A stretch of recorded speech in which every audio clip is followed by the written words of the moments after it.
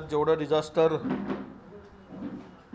आलंय तेवढं मला वाटतं की मागच्या अनेक वर्षामध्ये नसेल अशी आपत्ती या वर्षात आपल्यावर आली।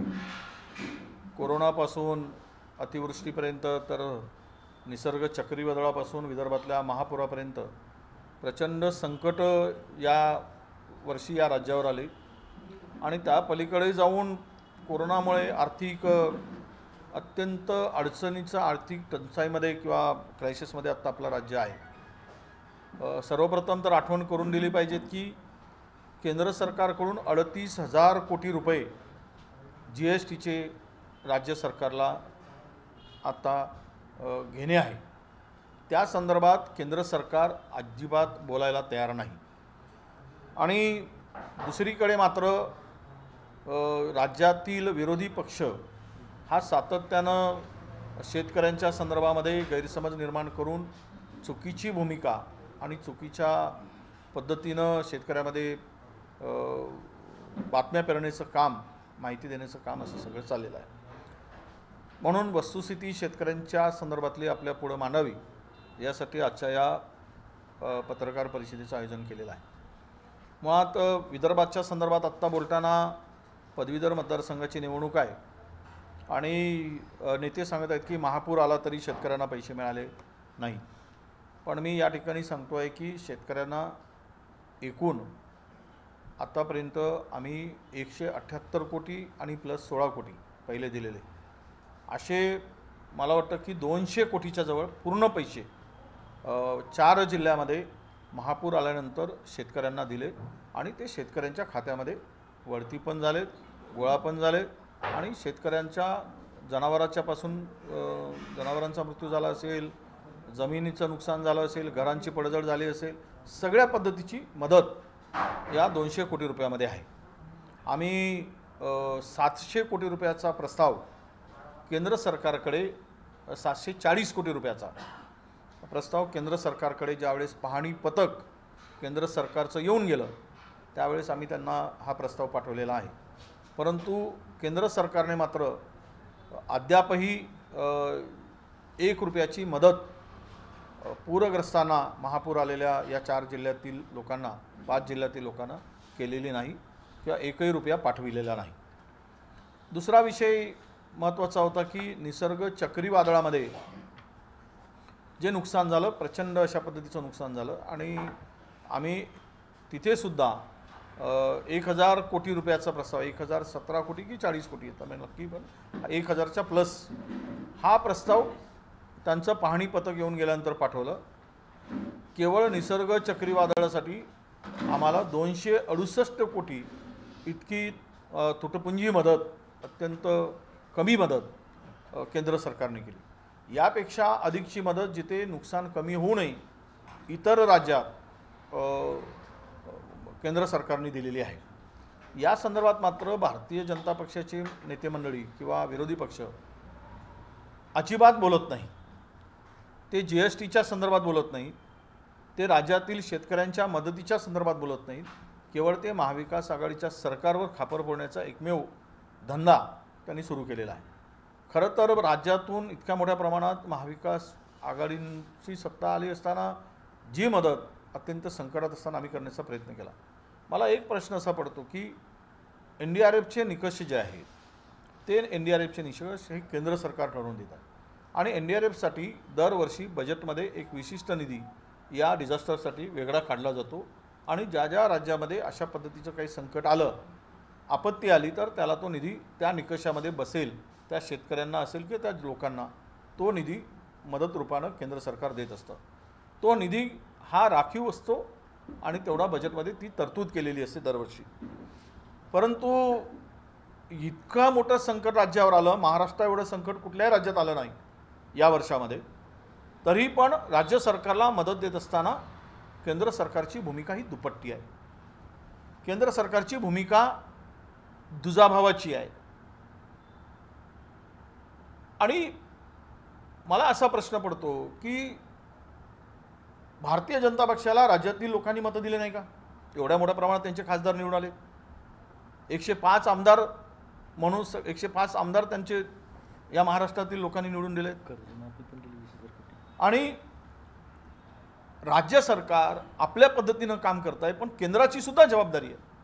जर आम्ही 200 कोटी रुपये इथे या संकटाच्या वेळेस महापुरात दिले, जर केंद्र सरकारने 200 कोटी दिले असते, 700 कोटी पाठवले आम्ही, तरी त्या शेतकऱ्यांना डबल मदत आम्हाला करता आली असती, अधिकची मदत करता आली असती. परंतु अजिबात त्यामध्ये केंद्राची मदत नाही. राज्य सरकारने सरकार आल्याबरोबर हे संकट असताना सुद्धा 20,000 कोटी रुपयाचं कर्ज शेतकऱ्यांचं माफ केलं. म्हणजे शेतकऱ्यांच्या पाठीमागे महाविकास आघाडीचं सरकार भक्कमपणे उभं राहिलं. 4 जिल्ह्यात धान उत्पादक शेतकऱ्यांसाठी 2500 रुपये भावाने धान खरेदी केली. म्हणजे 1800 रुपये हमीभाव आणि 700 रुपये बोनस.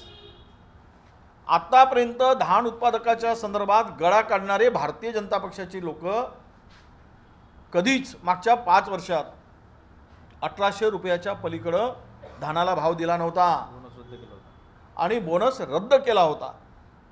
म्हणजे ही नीती शेतकऱ्यांच्या प्रति भारतीय जनता पक्षाची आहे. शेतकऱ्याला उद्ध्वस्त करणारी नीती भारतीय जनता पक्षाची आहे.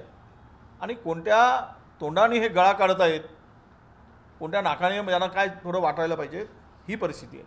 700 रुपये बोनस आम्ही दिला. जवळपास मागच्या वेळेस 1150 कोटी रुपये 4 जिल्ह्यामध्ये बोनस रूपाने शेतकऱ्याला आम्ही वाटले.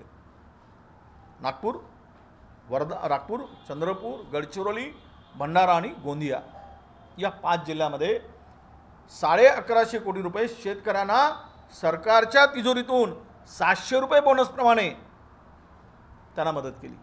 याही वर्षी आम्ही तो बोनस पुन्हा देण्याचा निर्णय घेतलेला आहे. मग अशा परिस्थितीमध्ये हे सरकार पाठीमागे असताना केंद्र सरकारची भूमिका काय, विरोधी पक्षाची भूमिका काय शेतकऱ्यांच्या प्रती त्यांनी स्पष्ट करायला पाहिजे. 41 अवेळी पावसाने, अतिवृष्टीने, परतीच्या पावसाने 41 लाख हेक्टर जमिनीचं नुकसान केलं. 41 लाख हेक्टर जमिनीतली पिकं उद्ध्वस्त झाली. यासाठी 10,000 कोटीचा पॅकेज आम्ही घोषित केला. त्याच्यामध्ये मग डीपी वाहून गेल्या, शेतकऱ्यांचं प्रचंड नुकसान झालं, जमीन खरडली, जनावरांचा मृत्यू झाला, घरं पडली, ते सगळा समावेश करून रस्ते मोठ्या प्रमाणात खराब झाली, शाळांमध्ये पाणी गेला, शाळा पडल्या, शासकीय कार्यालयाचं नुकसान झालं या परतीच्या पावसाने, अनेक पिकांचं नुकसान झालं. म्हणून 10,000 कोटीचं पॅकेज माननीय मुख्यमंत्र्यांनी घोषित केलं. त्यातील 4,700 कोटी रुपये शेतकऱ्यांसाठी आणि उर्वरित जी काही इतर मदत आहे त्यासाठी. त्यासाठी केंद्र सरकारकडे आम्ही 3 पत्र लिहिली.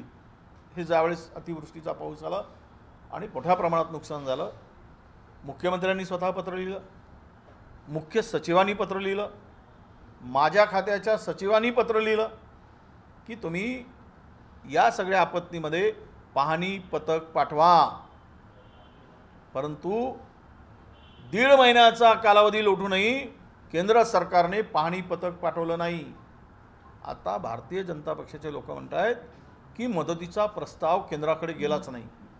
हे अर्ध्या अकलेच्या भरोशावर तारे तोडतात. अर्ध्या अकलेच्या भरोशावर यासाठी म्हणतो की जोपर्यंत पाहणी पथक पाहून जात नाही तोपर्यंत राज्य सरकारचा प्रस्ताव मदतीचा जात नाही. पहिल्यांदा त्यांनी पाहून ही सगळी परिस्थिती जायच असते आणि ती परिस्थिती पाहिल्यानंतर चर्चा आमच्या अधिकाऱ्याबरोबर होते आणि मग आम्ही तो प्रस्ताव केंद्र सरकारला पाठवतो.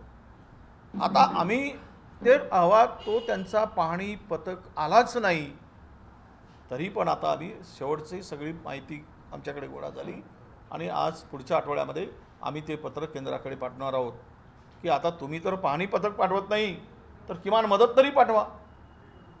ही भूमिका आता आम्ही त्यांच्याकडे मांडणार आहोत एकूण मदतीचा सगळी घेऊन. हे म्हणतात की पंचनामे झाले नाही.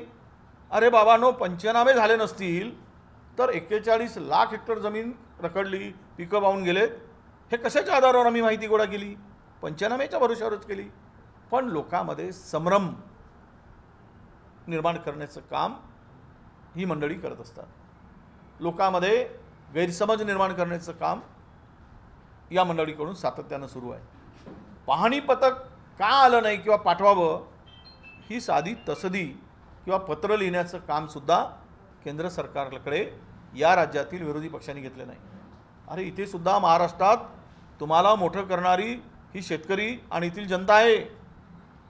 यांनी मतं दिली म्हणून एवढ्या मोठ्या प्रमाणात तुम्ही निवडून आलात. मग त्यांच्या पाठीमागं गंभीरपणे उभं राहण्याची तुमची भूमिका आहे की नाही? या संकटामध्ये केंद्र सरकारकडून मदत मिळवण्यासाठी तुम्ही आपला वजन खर्च करणार आहात की नाही? वजनदार जर असाल तर तुम्हाला काही व्हॅल्यू असेल केंद्रामध्ये, मोठ्या मोठ्या गोष्टी करता तुम्ही सगळे राज्यातील विरोधी पक्ष, तर मग ती मदत मिळवण्यासाठी तुम्ही का साधी एक तसदी घेत नाही? पत्र पाठवण्याचं तरी की आम्ही केंद्राकडे विनंती केली. कधी बोलत का नाही तुम्ही होममंत्र्याशी, होम मिनिस्टरशी, गृहमंत्र्याशी बोलत का नाही? पण ते काहीच केलं नाही. आणि म्हणतात तो एक वेळा माणूस आहे केंद्रातला मंत्री, तो म्हणतो की लग्न ह्यांनी केलं तर संसार यांनी करावं, बापाच्या भरोशावर राहू नये. मला काय कळत नाही असले विधानं करताय. लग्न तुम्ही नाही केलं काय? केंद्रात सरकार आली तर मग तुम्ही कोणाशी लग्न केलं? आम्ही जर राज्यात लग्न केलं म्हणताय, म्हणजे ही विधानं कोणती करावी, कोणत्या भाषेत करावी? आणि यांनी बापाकडे मदत मागताय, बापाचा विषय काढतात. याला काय बोलावायचं? कुठलं भान आहे? एक वेड्यासारखं स्टेटमेंट करायचं, पागल अर्धपागल असल्यासारखं बोलायचं. अशी पद्धत कुठली आली की शेतकऱ्याच्या संकटाच्या वेळेस सगळ्यांनी मिळून या आपत्तीला मदत करण्याची भूमिका असली पाहिजे. ती न बोलता केवळ राज्यावर सोडायचं, राज्याच्या हक्काचे पैसे द्यायचे नाही आणि मदतीमध्ये हात आखडता घ्यायचा, मदत करायची नाही. राज्य सरकारने दिवाळीच्या पूर्वी 2297 कोटी रुपये शेतकऱ्यांसाठी रिलीज केले. तिजोरीत अत्यंत अडचण असताना दिवाळीमध्ये सगळ्या कर्मचाऱ्यांचे पगार पूर्णतः देण्याची आवश्यकता होती. ही सगळी वस्तुस्थिती लक्षात होती. तर या परिस्थितीमध्ये 2297 कोटी रुपये आम्ही सर्व जिल्हाधिकाऱ्यांना वळती केले. हे सगळे करत असताना मग पुन्हा आवाज सुरू झाला की दिवाळी आली तरी शेतकऱ्यांच्या खात्यात पैसे जमा नाही झालेत. अरे बाबा, दिवाळी आली पण दिवाळीच्या अगोदर आम्ही पैसे दिलेत. मधामध्ये आचारसंहिता आली.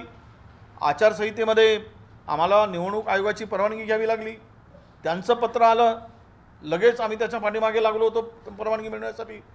48 तासाच्या आत आम्ही परवानगी घेतली आणि लगेच पहिला हप्ता शेतकऱ्यांना 2300 कोटी रुपयाचा, 2297 म्हणजे 2300 कोटी रुपयाचा आम्ही रिलीज केला. आता त्या जिल्हाधिकाऱ्यांच्याकडे पैसे गेलेत, त्यांनी बँकेत पैसे टाकणं, खात्यात वळती करणं, याच्यासाठी कदाचित काही खात्यामध्ये पैसे झालेत, काही खात्यामध्ये झाले नाहीत. शेतकऱ्यांच्या दिवाळीमध्ये अडचण आली असेल, आम्ही शेतकऱ्याप्रती दिलगिरी व्यक्त करू. कारण संकटामध्ये सुद्धा आम्ही उभं राहण्याचा प्रयत्न केला. त्यालासुद्धा राजकारणाच्या दृष्टीनं त्यालासुद्धा बघण्याचा प्रयत्न भारतीय जनता पक्षाने केला. म्हणजे मला एक सांगा की त्यांना थोडी तरी आम्ही प्रामाणिकपणे काम करत असताना शेतकऱ्यांच्या पाठीमागं या संकटामध्ये सगळ्या मोठं संकट असताना सुद्धा उभं राहत असताना अशा प्रकारचे आरोप त्यांनी केले. मी सांगितलं की 2300 कोटी रुपये आम्ही शेतकऱ्यांसाठी पहिला हप्ता दिवाळीच्या अगोदर सोमवार आणि मंगळवारला संबंधित जिल्हाधिकाऱ्याकडे दिले. मग आता विदर्भातले लोक म्हणतात की आम्हाला काही मदत मिळाली नाही, विदर्भाच्या शेतकऱ्यामध्ये गैरसमज निर्माण करतात. हा जो पैसा होता तो हा परतीचा पैसा होता, परतीच्या पावसाने नुकसान झालेला पैसा होता. जो परतीचा पाऊस आला त्यामध्ये विदर्भात हा पाऊस नव्हता, काही किरकोळ होता. त्यावेळेस आम्ही विदर्भासाठी 27 कोटी रुपये जेवढं त्या निकषात बसले तेवढे ते आम्ही त्यामध्ये दिले. 200 कोटी रुपये जर द्यायचे होते अतिवृष्टी महापुराला, त्यावेळेस आपण दिलेच होते. आता विदर्भ म्हणत असताना पहिले मग पूर्व विदर्भ म्हणतात, मग पहिले विदर्भ म्हणत होते. आम्ही विदर्भ म्हटल्याबरोबर आम्ही म्हटलं की नागपूर अमरावती विभागासाठी आम्ही 536 कोटी रुपये दिलेत.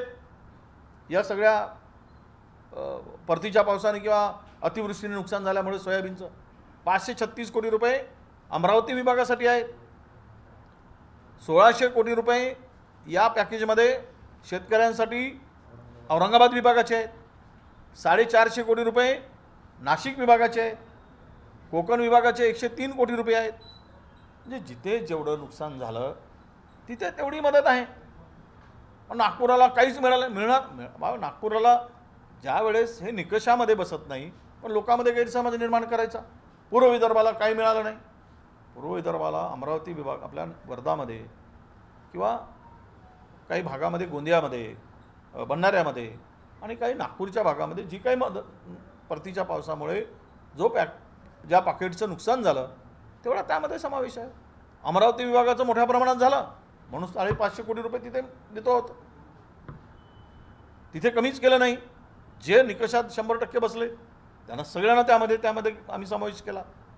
परंतु पहिले विदर्भ बोंबलायचा, मग पश्चिम विदर्भाला पैसे मिळाले की मग पूर्व विदर्भ म्हणायचं आणि केवळ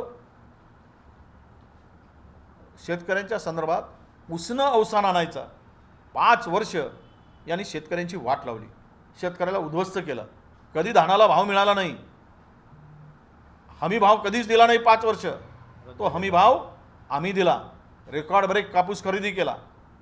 सगळा कापूस 100% खरेदी करण्याचं काम पहिल्यांदा झालं. मागचे 5 वर्ष यांनी शेतकऱ्याला लुटण्याचं काम केलं. आणि कोणत्या नाकानं सांगतात हे की आम्ही शेतकऱ्याला महाविकास आघाडीचं सरकार मदत करत नाही म्हणून आम्ही इमानदारीनं प्रामाणिकपणे शेतकऱ्यांच्या पाठीमागे उभे आहोत.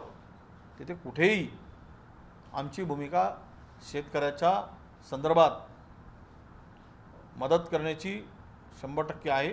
कुठेही आम्ही कमी पडणार नाही अशी आमची स्पष्ट भूमिका आहे. म्हणून दुसरा एक महत्त्वाचा विषय, मग आमचे अतुल भाऊ बोलणार 1-2 मिनिट, की हे सरकार कसं दुपट्टी आहे. शेतकरी म्हणजे प्रधानमंत्री किसान सन्मान योजना आणली. त्याच्यामध्ये 6,000 रुपये शेतकऱ्यांच्या खात्यामध्ये टाकणार होते केंद्र सरकार. आत्तापर्यंत महाराष्ट्रातील केवळ 22% लोकांच्या खात्यामध्ये पूर्णपणे 6,000 रुपये मदत मिळाली. अजूनही 88% शेतकरी आहेत त्यांना 3 हप्त्यामध्ये मिळणारी 2,000 6,000ची मदत दिली गेली नाही. ज्या लोकांच्या खात्यात मदत केली त्यामध्ये या शेतकऱ्यांच्या संदर्भात यांनी एक आपल्या PM पोर्टल जो आहे त्या पोर्टलवर, PM किसानचं पोर्टल आहे, त्या PM किसान पोर्टलवर एक यादी टाकली. त्याच्यात काय म्हटलं आहे त्यांनी की जे शेतकरी इन्कम टॅक्स भरणारे आहेत त्यांचे पैसे त्यांच्याकडून परत घ्या. पहिले पैसे दिले आणि ते पैसे परत मागितले. ठीक आहे, इन्कम टॅक्स भरणाऱ्यांचे पैसे परत घेत आहे, दिलेले पैसे तुम्ही घ्या. परंतु त्यामध्ये इन्कम टॅक्स रिटर्न फॉर्मच भरला, तो इन्कम टॅक्स पेही नाही आहे. त्याही शेतकऱ्याकडून पैसे वसुलीचं काम सुरू झालं आहे. म्हणजे पोरांच्या नोकरीसाठी, पोरांच्या शिक्षणासाठी, बँकेच्या लोनसाठी तो आपण इन्कम टॅक्स रिटर्न फॉर्म भरतो. त्याच्यावर कुठलाही इन्कम टॅक्स पेही तो नाही आहे, तेवढं फॉर्म भरून देतो. त्याचेसुद्धा 6,000 मागण्यासाठी यादी पोर्टलवर टाकली आणि त्या शेतकऱ्याकडून जबरदस्तीनं फॉर्म भरून हे पैसे वसूल करत आहे. हा दुपट्टीपणा केंद्र सरकारचा आहे. या संदर्भात लाज वाटत नाही विरोधी पक्षाला की शेतकऱ्याच्या खात्यामध्ये पैसे काढून टाकलेले आहेत, 6,000 रुपये देत आहे भीक दिल्यासारखं, आणि ते 6,000 रुपये पुन्हा काढून घेत आहे. या संदर्भात बोलत नाही. शुद्ध फसवणूक, घोर अपमान शेतकऱ्याचा या लोकांनी चालवलेला आहे. जे दिलं ते सुद्धा काढून घेण्याचं पाप यांनी करत आहे. अशा पद्धतीनं काम करणाऱ्या सरकारकडून काय अपेक्षा ठेवायची? आणि ते आमच्या सरकारवर तोंडसूक घेत आहेत, वाटेल ते आरोप करत आहेत. म्हणून ही वस्तुस्थिती जी आहे ती सगळ्या महाराष्ट्रातील जनतेपर्यंत पोहोचवावी म्हणून आज तुम्हा सगळ्यांना निमंत्रित केलं आहे. मला आशा आहे की तुम्ही सगळी वस्तुस्थिती सर्व महाराष्ट्रातील शेतकऱ्यापर्यंत पोहोचवावी. आता पुढच्या एक 15 दिवसामध्ये दुसरा हप्तासुद्धा टाकण्याची आमची तयारी आम्ही सुरू केलेली आहे. या संदर्भात चर्चा झालेली आहे आणि 15 ते 20 दिवसामध्ये उर्वरित 2700 कोटी रुपयाचा 2600 कोटी रुपयाचा दुसरा हप्ता आहे तो सुद्धा आम्ही शेतकऱ्यांच्याकडे पाठवणार आहोत. आणि अशा प्रकारे पहिला म्हणजे शेतकऱ्यांच्या संबंधित असलेले निधी तो उपलब्ध होईल. मग रस्त्यांचा निधी टप्प्याटप्प्याने आम्ही देणार आहोत. त्या पॅकेजमधला MSEBीच्या दुरुस्तीसाठी पैसे ते वेगळ्याने द्यावे लागतील, कारण पंप गेलेत वाहून, अनेक ठिकाणी वायर तुटले, तारा तुटल्या, DP वाहून गेली, ट्रान्सफॉर्मर वाहून गेले, अनेक ठिकाणी इरिगेशनचं नुकसान झालेलं आहे, त्यामध्ये बंधारे नदीचं पात्रच बदलून गेलं, बंधारे तुटलेत, त्याला वेगळ्या पद्धतीनं निधी द्यायचा आहे, शाळांना निधी द्यायचा आहे, ते पैसे त्यांच्याकडे आम्ही वरती करणार आहोत. पण हा पुढच्या 15 दिवसात शेतकऱ्यांना मात्र ते मदत द्यायची आहे, ती या महिन्यामध्ये पूर्णतः आम्ही डिसेंबरच्या 10 तारखेच्या आत हा सर्व निधी त्यांच्याकडे भरती करण्याचा निर्णय आम्ही घेतलेला आहे. दोनच मुद्दे महत्त्वाचे मांडायचे होते. हे केंद्र सरकार भाजपचं अतिशय असंवेदनशील आहे. यांना शेतकऱ्यांच्या, युवकांच्या, कुठल्याही सेक्शनच्या समाजातल्या बाबतीत काही घेणं देणं नाही आहे. जिथे निवडणुका तिथे मात्र हे तत्परतेनं काम करतात. बंगालमध्ये वादळ आलं तिथे 1000 कोटी दिले होते, आता 2700 कोटी जे आहे ते बंगालला देत आहेत.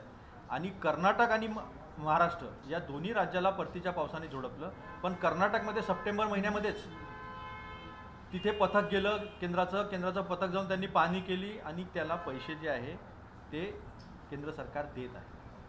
त्यामुळे केंद्र सरकारची जी सापत्य वागणूक आहे भाजपची, जिथे जिथे गैर भाजप सरकार आहे तिथे तिथे जी सापत्य वागणूक आहे, असंवेदनशीलता जी आहे, त्याचा फटका जो आहे तो महाराष्ट्रातल्या शेतकऱ्यांना बसत आहे.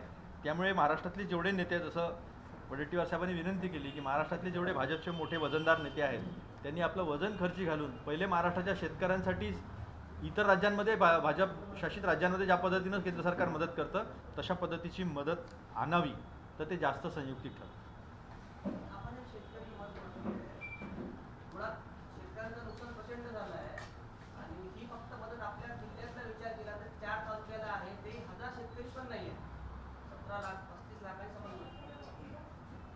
पस्तीस लाख कुठे, कोण म्हणे? 27 कोटी रुपये, 13.5 कोटी रुपये विदर्भाला.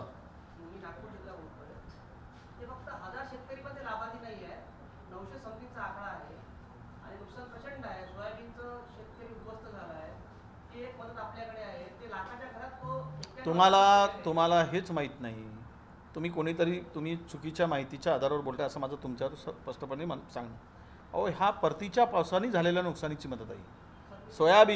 सोयाबीनचं नुकसान झालं असेल, ज्यामध्ये सोयाबीनचं नुकसान काय म्हणतात त्याला, हे निकष कसे आहेत, 24 तासात 65 मिलीमीटरपेक्षा अधिक पाऊस पडतो, तो निकष NDRFचा निकष लावून केलेली मदत आहे राज्य सरकार. राहिला विषय की सोयाबीनच्या संदर्भामध्ये नागपूर जिल्हा आहे, वर्धा जिल्हा आहे, इथे काय नुकसान झालं आहे त्याच्या संदर्भात तुमची मला माहिती देत आहे. त्या संदर्भात जो नुकसान झालं आहे, जे पंचनामे आले त्या सगळ्यांचा समावेश या ठिकाणी केलेला आहे. एकही पंचनामा सोडलेला नाही. प्रचंड म्हणून उपयोग नाही. जेवढे पंचनामे संबंधित अधिकाऱ्यांनी पाठवले, हे काय आम्ही सांगितलं नाही की 1000चंच पाठवा की 500चं पाठवा किंवा 200चं पाठवा. जेवढे पाठवले तेवढे त्यामध्ये कक्षेमध्ये आम्ही घेतलेले आहेत. त्याच्यामध्ये एकालाही आम्ही सोडलेलं नाही. नाही, कमी कसा म्हणायचा?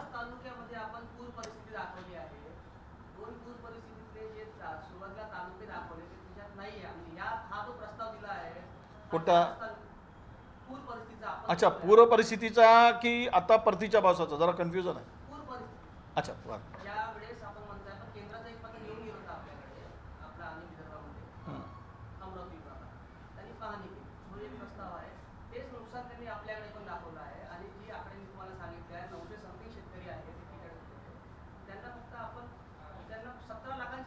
अरे तुमच्याकडे चुकीची माहिती आहे. पूर परिस्थितीमध्ये 48 कोटी रुपये दिलेत. मी माहिती घ्या आणि बोला नंतर. शेतकरीचाच सांगतो मी, यामध्ये शेतकऱ्यांनाच मदत मिळाली आहे. 48 कोटी रुपये नागपूर जिल्ह्याला दिलेत अतिवृष्टी महापुरामध्ये. तो GR वेगळा GR आहे, उर्वरित नंतरचा GR आहे. पहिले GR काढा, तुम्हाला मी सगळे GR देतो. 5 मिनिट थांबा. राजू, यांना सगळे GR दे, आतापर्यंत शेतकऱ्यांना मदत केली.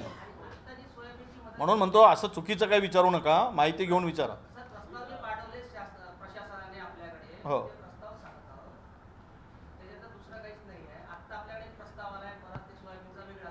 तो आले ना, ते प्रस्ताव आला की तशी तशी मदत आम्ही करणार आहोत.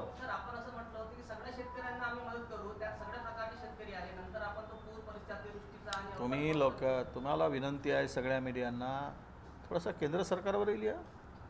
1 रुपया देत नाहीत आम्हाला, हे पण लिहिलं पाहिजे ना तुम्ही यार.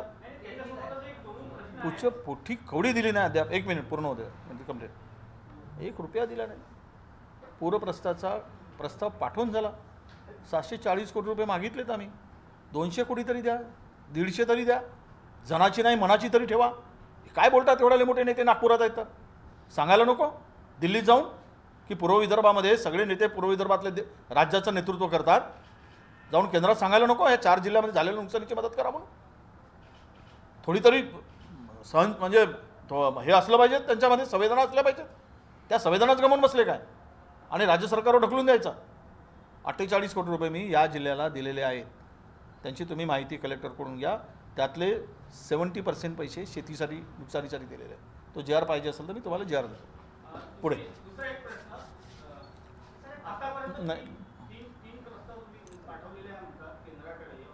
शरद पवार साहेबांनी जेव्हा दौरा केला होता नुकसानग्रस्त भागाचा, तेव्हा म्हटलं होतं की एक शिष्टमंडळ घेऊन सोबत विरोधी पक्षाचे नेतेही राहतील आमच्यासोबत, केंद्राकडे जाऊ आणि मागणी करू मदतीची. त्या प्रस्तावाचा काही हे झालं आहे का? नाही, मला माहीत नाही, मी नाही ऐकलं. पवार साहेबांचं मला माझ्या कानावर आलेलं नाही अजून. तो माहितीच्या अधिकारावर अशी माहिती आली की लॉकडाऊनच्या काळात म्हणजे मार्च टू या 8 महिन्यामध्ये नागपूर जिल्ह्यात 12 शेतकऱ्यांनी आत्महत्या केल्या आणि या 12 शेतकऱ्यांना अजूनपर्यंत मदत मिळाली नाही आहे. सगळे म्हणजे ते प्रलंबित आहेत. असू शकतात. खरं आहे की शेतकऱ्यांनी आत्महत्या बऱ्याच लोकांनी केलेल्या. आमच्या जिल्ह्यात काही आत्महत्या झालेल्या आहेत. मदत म्हणजे त्यांच्या कलेक्टरच्या काय मागणी असतील तर त्या पूर्तता करून त्यांना मदत मिळवून देऊ. जे पात्र झालेले शेतकरी असतील त्याच्यात त्याच्यात कलेक्टरच ठरवतात. त्यामध्ये सरकारचा काही संबंध नाही. कलेक्टरच्या उपस्थितीमध्ये समिती आहे. आत्महत्याग्रस्त शेतकरी आत्महत्या केलेल्या शेतकऱ्यांना मदतीसाठी जे निकष आहेत त्या निकषामध्ये शेतकरी प्रस्ताव पाठवतात आपल्या कलेक्टर. तेवढे पैसे आम्ही त्यांना उपलब्ध करून देतो. असे जर 12 शेतकऱ्यांना मदत मिळाली नसेल नक्की मी त्यामध्ये लक्ष घालेल आणि त्यांना मदत मिळवून देईल. सर, याच्यामध्ये ज्या मायनस हेडमध्ये पैसे भेटत होते अगोदर शेतकरी मदतमध्ये, तो मायनस हेड आपण बंद केला, त्याच्यामुळे ते पैसे भेटत. आपण बंद नाही केला. मायनस हेड हा 2019मध्येच बंद झाला.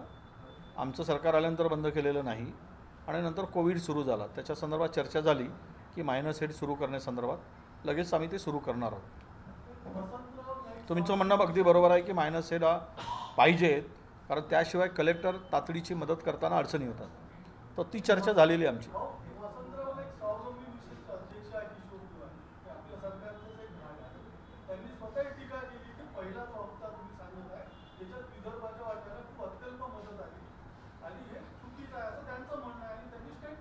आणि त्याच्यात ते राज्यपालांची त्यांनी भेट पण घेतली. राज्यपालांची त्यांनी या विषयावर भेट घेतली. हा एक मुद्दा.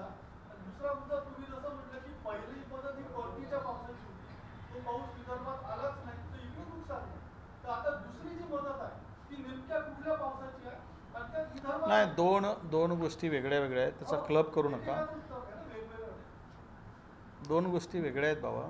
त्याच्यात पहिला प्रश्न असा आहे की आत्ता जो पॅकेज घोषित केला आहे तो परतीच्या पावसाचा आहे. जे परतीचा पाऊस म्हणजे अतिवृष्टी झाली, अवेळी पाऊस जो झाला ना आता परतीचा पाऊस, त्याच्यात जे प्रचंड नुकसान झालं आहे हां त्याचा तो हे आहे. आता सोयाबीनच्या संदर्भात झालेल्या नुकसानीचे पंचनामे करायला सांगितले. ते पंचनामे आल्यानंतर त्याच्यावर वेगळ्यानं विचार सरकार करणार आहे. आता दुसऱ्या हप्त्यासाठी दुसऱ्या हप्त्यासाठी नाही, काय म्हणले किशोर तिवारी? किशोर तिवारींना निकष माहीत आहेत. किशोर तिवारींना माहिती आहे.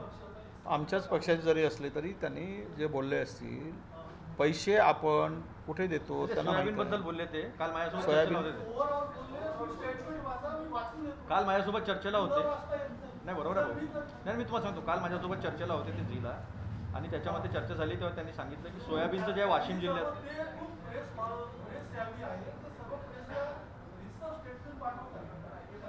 नाही, मला माहीत आहे, मी वाचलेला आहे. सोयाबीनला ते अत्यल्प मदत त्यांना माहीत नाही की ही मदत आहे, पॅकेज आहे, हा परतीच्या पावसाचा आहे. ते किशोर तिवारीला मी सांगणार आहे, हा पॅकेज त्यातला नाही आहे. त्यामुळे त्यांचा गैरसमज झालेला आहे.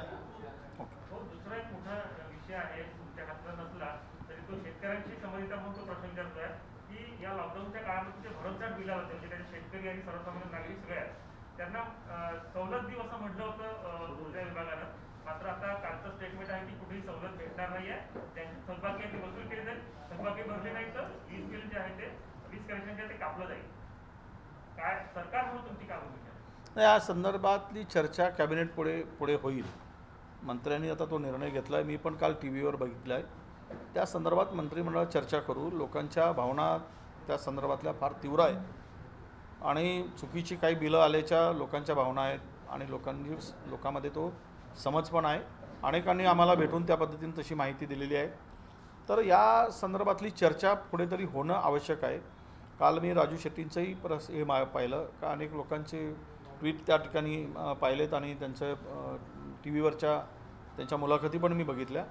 मला असं वाटतं की ही चर्चा कुठे होऊन चुकीचं काही झालं असेल तर ते दुरुस्त करण्याची भूमिका राज्य सरकारला करावी लागेल असं मला वाटतं. आपल्याला वाटते का सर की चुकीचा झालाय? कारण लोकांचा खूप जिव्हाळ्याचा प्रश्न आहे. 3-4 महिन्यापासून लोक वाट पाहत होते की याचा निर्णय होईल आणि दिलासा मिळेल. नाही. कारण मध्यमवर्गीय लॉकडाऊनमुळे आधीच अडचणीत आहे. काय झालं, 50% लोकांनी तसे बिलं भरलेलेच आहे. हा विषय 50% लोकांचाच आता राहिलेला आहे. त्यामुळं 50% लोकांमध्ये जे बिलं मागच्या 6 महिन्यात भरू शकले नाहीत ती मंडळी सगळी गरीबच आहे. कारण ज्यांच्याकडे पैसे होते ते सगळे ते भरून टाकतात. त्याचं कनेक्शन कापू शकत नाही कारण ते विजेविना एकही वेळ राहू शकत नाही. खेड्यातला माणूस असेल, गरीब माणूस असेल, सामान्य माणूस 1-2 दिवस वीज नसेल, बिल कनेक्शन कापलं तरी तो राहू शकतो. ती त्याची मानसिकता तयार असते ती. म्हणून जो माणूसावर अन्याय झाला आहे त्या संदर्भातली नक्की चर्चा होण्याची आवश्यकता आहे. आता अन्याय झाला हे लोकांच्या बोलण्यातून दिसतंय. मलाही काही ठिकाणी लोक भेटल्यानंतर त्यांच्या निवेदनातून त्यांच्या चर्चेतून जाणवलेलं आहे. म्हणून ती चर्चा होणे आवश्यक आहे. आम्ही कॅबिनेट पोळीसुद्धा हा विषय काढू की जर MSCBचं नुकसान होत असेल या सगळ्या परिस्थितीमध्ये तर त्यांना वेगळ्यानं त्यांना काय पॅकेज देत असतील, जसं ST महामंडळाला दिलं तसं ते MSCBला दिलं गेलं पाहिजे, ही भूमिका मांडू. हे काँग्रेसला अडचणीत आणण्याचा प्रयत्न आहे. आता राष्ट्रवादीकडे शिवसेनेचे मंत्री होते, लगेच पैसे दिले. परिवहन विभागाला लगेच मिळाला. शिवसेनेकडे खासदार काँग्रेसकडचे होते. इकडे मदत आली, तिकडे पुनर्वसन, इकडे मदतही काय.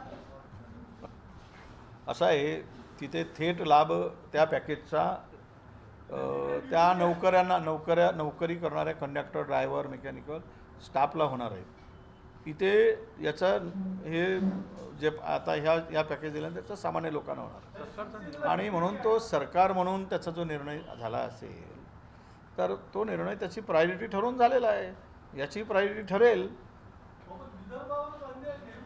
विदर्भावर अन्याय पहिले कुठे नाही झाला. मागच्या वेळेस विदर्भाचे सरकार होती. मागच्या वेळेस विदर्भावर अन्याय झाला नाही काय? गोशी खुर्दला किती मागच्या 5 वर्षात गोशी खुर्दला किती पैसे दिले? कापसाची किती खरेदी झाली? धान उत्पादकांना किती हमी भाव दिला मागच्या 5 वर्षात?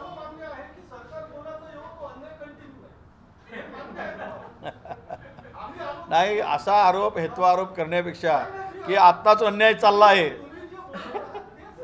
तुमच्या बोलण्याचा अन्याय झाला असं म्हणायचं आहे का? हां, नाही, मला आनंद आहे. मी जे मिळालं त्यात काम करणारा कार्यकर्ता. यावरूनच अन्याय झाला असं नाही आहे. कॉर्पोरेट करण्याचा प्रयत्न भरपूर वेळा झाला. सर, हिंदी में बताइए केंद्र सरकार से आपने कितना पैसा मांगा, केंद्र सरकार ने कितना दिया या फिर क्या जवाब दिया केंद्र सरकार? नहीं, देखिए ये जो बहुत यानी मराठवाड़ा लेकर से पश्चिम महाराष्ट्र तक जो हेवी रेनफॉल हुआ था, बहुत बारिश हुई थी. उस बारिश में 41 लाख हेक्टेयर ज़मीन का किसान का खेती का नुकसान हुआ है. और इसके लिए हमने बार बार सेंट्रल गवर्नमेंट को लेटर लिखा, होम मिनिस्ट्री को लेटर लिखा कि इसके लिए आप सेंट्रल का एक टीम भेजकर ये इस परिस्थिति को देखें और इस जो अभी इतना बड़ा नुकसान हुआ है किसान का, तो उसके बारे में जायजा लेकर मदद करें. हमने 3 लेटर भेजे सेंट्रल गवर्नमेंट को, उसका जवाब नहीं आया, ना सेंट्रल की टीम आई. अभी तक 1 रुपये की मदद सेंट्रल गवर्नमेंट ने हमको की नहीं, 1 रुपये का हेल्प किया. बार बार रिक्वेस्ट करने के बाद में सेंट्रल गवर्नमेंट की ये भूमिका जो है, केंद्र सरकार की, भारतीय जनता पार्टी की सरकार की भूमिका, ये महाराष्ट्र के किसान के प्रति मुझे लगता है कि ठीक नहीं है. इनकी भूमिका किसान के विरोधी है. महाराष्ट्र की सरकार का विरोध करो पर महाराष्ट्र के किसान का विरोध मत करो, ये हमारी उनसे रिक्वेस्ट रहेगी. किसान सबका होता है. उस किसान ने सबको वोट दिया है. केवल सरकार दूसरी है करके मदद नहीं करना और किसान के ऊपर अन्याय करना, ये भाजपा को महंगा पड़ेगा। ये बार बार उनकी काम करने की स्टाइल से दिखता है। अब इसके बारे में हमने जो निसर्ग साइक्लोन आया था उसके बारे में भी हमने 1000 करोड़ का मुआवजा मांगा था, उसको मदद मांगी थी, हेल्प मांगा था। उसमें केवल 268 करोड़ उन्होंने दिया, 268 करोड़ रुपए दिया। अभी पश्चिम अपने पूर्व विदर्भ में जो महापुर आया था, फ्लड आया था, उसमें 1 रुपए की मदद नहीं की। अब इसमें केंद्र सरकार ये तय कर चुका है कि महाराष्ट्र की सरकार विरोधी है तो इनको मदद नहीं करना। अब पश्चिम बंगाल को इलेक्शन है तो उसने बहुत बड़ी मदद दे दी। कर्नाटका में हमारे साथ ही कर्नाटका में भी थोड़ा नुकसान हुआ था, उनको उठाकर 550 करोड़ रुपए दे दिया। और हमारे लिए क्यों ऐसा? कम से कम हमारी सरकार को मत देखो, वो रो रहा है, किसान को मदद होनी चाहिए। वो एनडीआरएफ के निकष में जो एनडीआरएफ के गाइडलाइंस है, वो गाइडलाइंस में जो बैठते हैं वही किसान को मदद हम मांगे। और एनडीआरएफ के लिए बजट में प्रावधान होता है, जब कोई भी स्टेट में डिजास्टर आता है तो उसमें सेंट्रल गवर्नमेंट हेल्प करती है, मदद करती है। उसी के तहत हमने मदद मांगी है।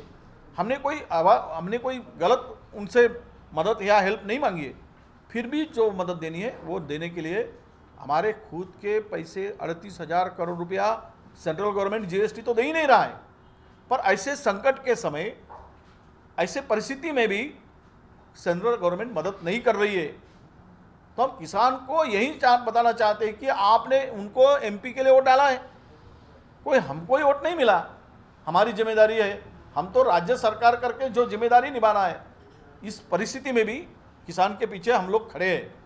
पर केंद्र सरकार की भी मदद थोड़ी मिल जाती तो किसान के लिए और मदद हो सकती है, किसान को और अच्छा मुआवजा दिया जा सकता है। ये हमने केंद्र सरकार को लिखा है। किसान समृद्धि योजना में 6,000 थे, वो महाराष्ट्र किसानों को नहीं मिला पैसा? नहीं, देखिए, इसमें अभी तक तो पूरा का पूरा साल भर का हफ्ता जो मिलता है वो केवल 22% किसानों को मिला है। अभी भी 88 किसानों को प्रतिशत किसानों को पूरा का पूरा 6,000 यानी 3 हफ्तों में 2-2 हज़ार रुपये मिलते थे, वो नहीं मिला है।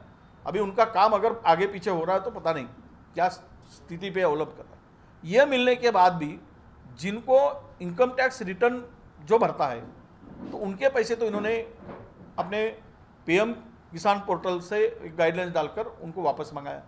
अब जो किसान केवल रिटर्न फॉर्म भरता है पर इनकम टैक्स पे ही नहीं है, उसके भी पैसे वापस मंगाए हैं।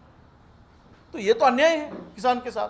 एक तो थोड़ा सा रकम देना 6,000 रुपया और उनके खाते में जमा करना, फिर वो वापस मांगना, उनके साथ में उनका अपमान करने की बात है, उनके साथ में खिलवाड़ करने की बात है।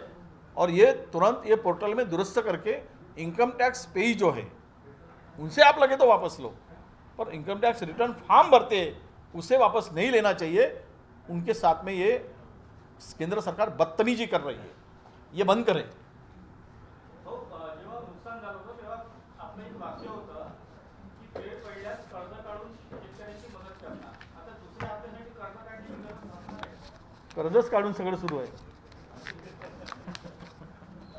एक प्रश्न पदवीधरच्या संदर्भात, निवडणूक आहे पदवीधरच्या, आपण त्याचा प्रचारही करत आहात. पदवी नसल्यामुळे आपण मतदान नाही करू शकणार. तर आता पदवी मिळवण्यासाठी आपण काही करणार आहे का प्रयत्न? आता काय वय झालं यार, काय आहे, राजकारणात चळवळीत माणूस असतो ना। परवा तेजस्वी यादव झाला, तो क्रिकेट खेळायला लागला आहे आणि पुढचं शिक्षण थांबलं। आम्ही फार कमी वयात राजकारणात आणि सामाजिक कामात आलो। मी वयाच्या 20व्या वर्षी बेरोजगार युवक संघटना स्थापन केली, 19व्या वर्षी। मला मिशी पण नव्हती त्यावेळेस मी राजकारणात काम करायला सुरुवात केली। नक्षलग्रस्त भागात ज्यावेळेस हे पोस्टाने इंटरव्ह्यू कॉल जात होते आदिवासी भागात, त्यावेळेस मला माहीत होतं की इंटरव्ह्यू झाल्यानंतर त्यांना इंटरव्ह्यू कॉल जात होता। अशा वेळेस मी नक्षलग्रस्त भागामध्ये बोर्ड लावून आलेल्या पेपरमध्ये जाहिराती 3 दिवसांनी पेपर गडचिरोलीत यायचा। वैनगंगेचा पूल नव्हता त्यावेळेस, तिथे कातरणं कापून आणून आम्ही त्या बोर्डावर चिपकवायचं। मी लावलेले बोर्ड नक्षलवाद्यांनी त्यावेळेस तोडलेले होते। ती परिस्थितीतून आम्ही समोर गेलो आहे। त्यामुळे अनेकांनी थ्रेट मिळाले। तो आमची स्टोरी खूप मोठी आहे, हे सगळं काही ओपन सांगता येत नाही। गडचिरोलीसारख्या नक्षलग्रस्त भागामध्ये, जंगलात भागामध्ये काम करून आम्ही पुढे आलो। त्यामुळे राहून गेलं। मी सुद्धा फर्स्ट इयरपर्यंत माझं झालं आणि नंतर मग या चळवळीत आलो, थांबून गेलं। आता असं आहे की माझ्या पक्षाचा उमेदवार उभा असताना मी त्याच्यासाठी ग्रॅज्युएट नाही म्हणून मतं मागू नये. ते कुठल्या लोकशाहीमध्ये नाही, असं करू असं करायचं ना, एक परीक्षा घ्यायची त्यामध्ये दक्षिण पूर्व उत्तर कामठी सगळेच लोक आहे ना, 12वी 10वी 7वी सगळ्यांसाठी एक पद्धत नाही नाही आहे. सेंट्रल आमचं हंस परवाच पदवी पूर्ण केली कोणी म्हणून म्हटलं कोणी एकनाथ शिंदे नाही, चांगली त्यांनी पदवी मिळवली म्हणून म्हटलं तुम्ही असं बाय साईड आम्ही केला नाही प्रयत्न, आता करू. तुम्ही सजेशन फार ॲक्शन काय चित्र आहे पदवीधर मतदारसंघाचं? काय वाटतं यावेळेस फाईट होईल की जो पारंपरिक गड आहे भाजपचा पदवीधर 100 नाही आम्ही जिंकणार, काय नियोजन आहे कसं 100% जिंकणार यावेळेस. काय वेगळं करणार तुम्ही या जिंकण्यात? आम्ही मागच्याच वेळी जिंकणार होतो. आमचे 2 उमेदवार होते, मतांची विभाजणी झाली. ते दोनही उमेदवार आमच्या उमेदवारांच्या पाठीमागे आहेत. त्या 2 उमेदवारांची किशोर गजबिये आणि बबनराव तायवाडे साहेबांच्या मताची बेरीज मारली तर विजयी उमेदवारापेक्षा जास्तीचे आहे. आणि दोनही उमेदवार आमच्या उमेदवारांच्या पाठीमागे मजबूतीनं उभे आहेत. आणि आमच्या उमेदवारांनी केलेली नोंदणी आणि विशेष करून विदर्भात भारतीय जनता पक्षाने विशिष्ट समाजावर केलेला अन्याय तिकीट कापून त्याचा बदला घेण्यासाठी आता जनता तयार झालेली आहे. Yes, thank you. पालघरच्या साधू हत्या प्रकरणामध्ये भाजपने सीबीआयची मागणी केली. नक्कीच केली. सीबीआयची मागणी होऊ दे, कोणतीही मागणी होऊ दे. शेवट ज्यांचे हात काळे आहेत ते त्यातच सापडतील. हा विषयच मुळात भारतीय जनता पक्षाने सुरू केला आहे. आणि सीबीआयची मागणी करायला आमची सीबीआयची मागणी याच्या संदर्भात सीबीआयची मागणी केली. सुशांतच्या तोंडघशी पडलेत, पुन्हा त्यांना तोंडघशी पडायची सवयच करून घ्यायची आहे, तर म्हणून ती मागणी केली असावी, करून द्यावी. हां हां तो त्याच्यात राम हा शब्दच नाही यायला पाहिजे. तो रामच्या पुढे ह लावायला पाहिजे, तशा प्रवृत्तीचा माणूस आहे तो. सर, महाविकास आघाडीचा वचननामा होता की वीज बिल 30% कमी करू, पण आता ऊर्जा मंत्र्यांनी घुमजाव करत पहिले बिल भरा नंतर माफ करू असं घेतलंय. त्याच्यावरती काय? नाही, मी मांडली भूमिका. या संदर्भात कॅबिनेटपुढे जाऊन चर्चा केली पाहिजे. अनेक लोकांच्या भावना ज्या आहेत त्या भावनेचा विचार केला गेला पाहिजे. आम्ही मंत्री महोदयांनी त्या परिस्थितीमध्ये ती जी भावना व्यक्त केली किंवा त्यांनी जो निर्णय घेतला असेल तर तो विषय कुठेतरी चर्चेला वरिष्ठ पातळीवर आला पाहिजे. आणि यातून काही मार्ग चांगला काढता आला तर नक्की तो काढण्याचा प्रयत्न केला पाहिजे, या मताचा मी आहे. थँक्यू. येस, धन्यवाद.